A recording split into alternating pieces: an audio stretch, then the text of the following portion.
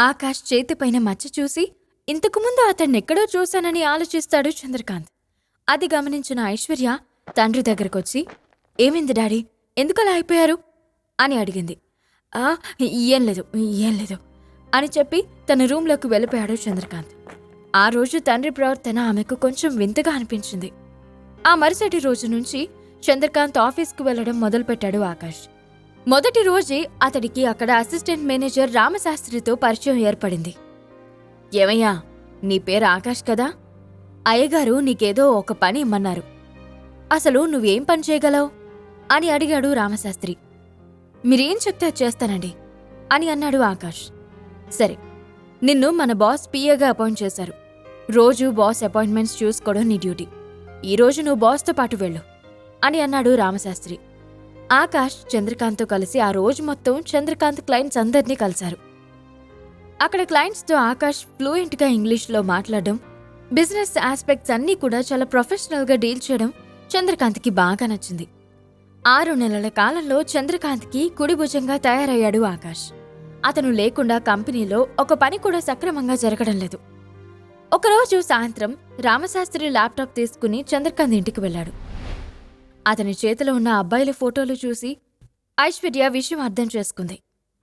ఏంటి శాస్త్రి గారు, ఆఫీస్లో మేనేజర్ పని మానేసి ఈ మధ్య పెళ్లిళ్ళ బ్రోకర్ పని కూడా మొదలుపెట్టారా అని నవ్వుతూ అడిగింది ఐశ్వర్య. అమ్మమ్మ, ఎంత మాట! నాన్నగారు ఏం చెప్తే అది చేయడమే కదమ్మా నా పని అని చెప్పాడు రామశాస్త్రి. మా డాడీకి నచ్చే వ్యక్తిని సెలెక్ట్ చేయడం చాలా కష్టం అని నవ్వుకుంటూ వెళ్ళిపోయింది ఐశ్వర్య. ఆ తర్వాత రామశాస్త్రి తన ల్యాప్టాప్లో అబ్బాయిల ఫోటోలు చూపిస్తూ వాళ్ళ వివరాలు చెప్తున్నాడు. చంద్రకాంత్ ఎవరినీ ఓకే చేయకపోవడంతో కొంతసేపటి తర్వాత, నా దగ్గరున్న ఫోటోలన్నీ అయిపోయాయి సార్. టైం ఇస్తే మరింతమంది అబ్బాయిలతో మీ ముందుంటాను అన్నాడు రామశాస్త్రి. అప్పుడే చంద్రకాంత్కు ఒక ఫైల్ చూపిస్తూ తన కూతురుతో డిస్కస్ చేస్తున్న ఆకాష్ కనిపించాడు. ఇంట్లో ఇంత మంచి బంగారాన్ని పెట్టుకుని నేనెందుకు దూరపు కొండల గురించి ఆశపడుతున్నాను అని మనసులో అనుకుంటూ, ఇంక మీరేం చూడక్కర్లేదు, చేసిన సేవలకు చాలా థ్యాంక్స్, వెళ్ళిరండి అని చంద్రకాంత్ సీరియస్గా అనడంతో రామశాస్త్రి మాట్లాడకుండా వెళ్ళిపోయాడు. అప్పుడే చంద్ర వెంచర్స్ కంపెనీ వైస్ ప్రెసిడెంట్తో పాటు 2 ఎగ్జిక్యూటివ్స్ అక్కడికొచ్చారు. ఏమయ్యా, రోజంతా ఆఫీసులోనే ఉంటాను కదా, అయినా కానీ నన్ను బతకనివరా? ఇంట్లో కూడా నాకు ప్రశాంతత లేదా అని కోపంగా అడిగాడు చంద్రకాంత్. అర్జెంటుగా సబ్మిట్ చేయాల్సిన టెండర్ డాక్యుమెంట్స్లో ఒక చిన్న ఇష్యూ ఉంది సార్, అది డిస్కస్ చేయడానికి ఇక్కడికొచ్చాం అని చెప్పాడు కంపెనీ వైస్ ప్రెసిడెంట్. లాస్ట్ మూమెంట్లో వచ్చి అది లేదు ఇది లేదు అంటూ నన్ను టెన్షన్ పెడుతూ ఉంటారు. ఇంతకీ ఏంటా ప్రాబ్లం అని అడిగాడు చంద్రకాంత్. రేపు మనం సబ్మిట్ చేయాల్సిన టెండర్ డాక్యుమెంట్కి అటాచ్ చేసిన ఫినాన్షియల్ ఆడిట్ రీసబ్మిట్ చేయమని ఇప్పుడే మెయిల్ వచ్చింది. లేదంటే మనం టెండర్ ఫైల్ చేయడానికి ఎలిజిబుల్ కాదన్నారు అని చెప్పాడు వైస్ ప్రెసిడెంట్. ఆ మాటలకి చంద్రకాంత్ కోపంగా పైకి లేచి, ఈడియట్స్! మహారాజుకి 100 మగాదుల్లా 100 మంది ఉన్నారు, కానీ ఒక్కరు కూడా సరిగ్గా పనిచేయరు.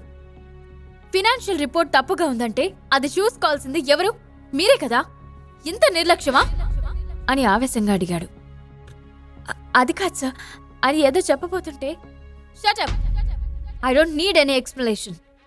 రేపు మార్నింగ్లోగా ఇది మీరే సార్ట్అవుట్ చేయాలి, లేదంటే మీ అందరూ వేరే ఉద్యోగాలు వెతుక్కోవాల్సి వస్తుంది అని అన్నాడు చంద్రకాంత్. దానితో వైస్ ప్రెసిడెంట్తో పాటు వచ్చిన 2 ఎగ్జిక్యూటివ్స్ నీళ్లు నములుతూ అక్కడే ఉండిపోయారు.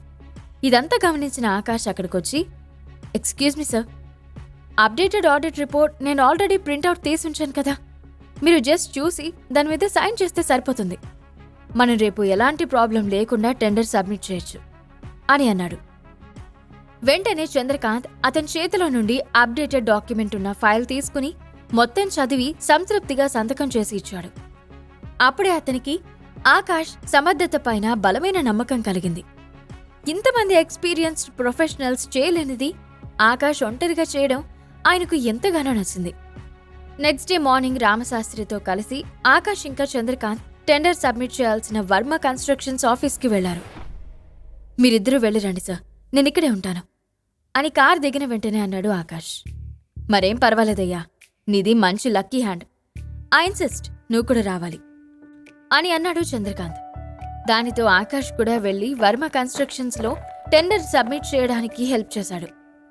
ఫైనల్ గా ఆకాష్ చేసిన హెల్ప్ కి ఆ కాంట్రాక్ట్ చంద్ర వెంచర్స్ కి అవార్డు చేయడం జరిగింది. అది తెలుసుకుని రామశాస్త్రి ఇంకా చంద్రకాంత్ ఎగిరి గంతేశారు. నిజంగా ఇదంతా నీ వల్ల జరిగింది ఆకాష్. లాస్ట్ మూమెంట్లో నువ్వు హెల్ప్ చేయకపోతే ఈ టెండర్ ఖచ్చితంగా మనకొచ్చేదే కాదు. ఐ రియల్లీ మీన్ ఇట్ అని అన్నాడు చంద్రకాంత్. అదంతా మన ఎంప్లాయీస్ క్యాపబిలిటీ, ఇంకా కంపెనీ గుడ్ విల్ సార్ అని చెప్పాడు ఆకాష్. ఇలా ప్రతి పనిలో చంద్రకాంత్కు అండదండగా నిలుస్తూ కంపెనీని అతి తక్కువ కాలంలోనే మరింత ఎత్తుకు తీసుకువెళ్లాడు ఆకాష్. దానితో ఆకాష్ పైన చంద్రకాంత్కి మంచి అభిప్రాయం ఏర్పడింది. ఏది ఏమైనా సరే తన కూతురికి ఇంతకన్నా మంచి వరుడు దొరకడు అని చంద్రకాంత్ అనుకున్నాడు. ఇదిలా ఉండగా ఒకరోజు ఆకాష్ ఒక వ్యక్తిని కలుస్తూ ఉండడం చంద్రకాంత్కి కనిపించింది. ఆ రోజు సాయంత్రం ఆఫీస్ తర్వాత, ఆకాష్, నువ్వు మార్నింగ్ ఫార్మాస్యూటికల్ ఫ్యాక్టరీ దగ్గర కనిపించావు. నీతో పాటున్న వ్యక్తి ఎవరు అని అడిగాడు చంద్రకాంత్. అతనెవరు నాకు తెలియదు సార్. ఇండస్ట్రియల్ ఏరియాలో అడ్రస్ తప్పిపోయానని అడిగితే చెప్పాను.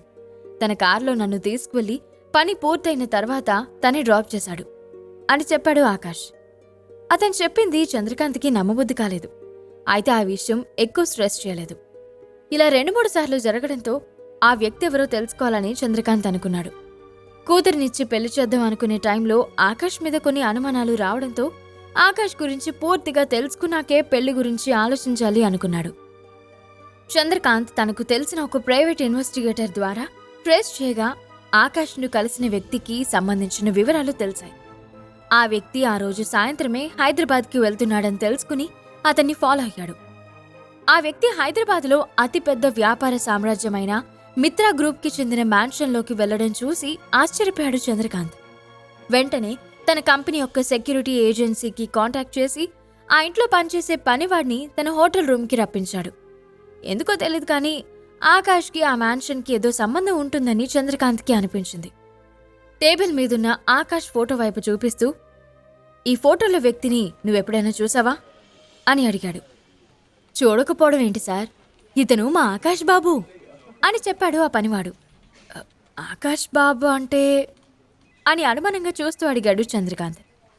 మీకు రాజశేఖర్ వర్మ గారి కుటుంబం గురించి తెలీదనుకుంటా సారు. తరతరాలుగా మేము ఆ కుటుంబాన్ని నమ్ముకునున్నాం. వర్మగారికి 2 మగపిల్లలతో పాటు ఒక అమ్మాయి కూడా ఉంది. ఆ అమ్మాయి గారి పేరు శైలజ. ఆమెకు కొడుకే ఈ ఆకాష్ బాబు అని చెప్పాడు పనివాడు. మరి ఆకాష్ తండ్రి అని అనుమానంగా అడిగాడు చంద్రకాంత్. ఆకాష్ బాబుకి తండ్రి లేడు సార్. చిన్నప్పుడే అమ్మాయి గారు అనాథాశ్రమం నుండి అబ్బాయి గారిని తీసుకొచ్చి పెంచుకున్నారు. అందుకే ఇంట్లో ఎవ్వరికీ కూడా అతను అన్నా శైలజ అమ్మగారన్నా ఇష్టం ఉండదు. ఇంట్లో ఉన్న అందరూ కూడా వాళ్ళని పురుగుల్లా చూస్తారు. వంటగది పక్కనే వారికొక చిన్న గదినిచ్చారు. శైలజ అమ్మగారు ఆకాష్ బాబుతో కలిసి అదే గదిలో ఉంటారు. కానీ 1 సంవత్సరం క్రితం అని ఆగిపోయాడు ఆ పనివాడు.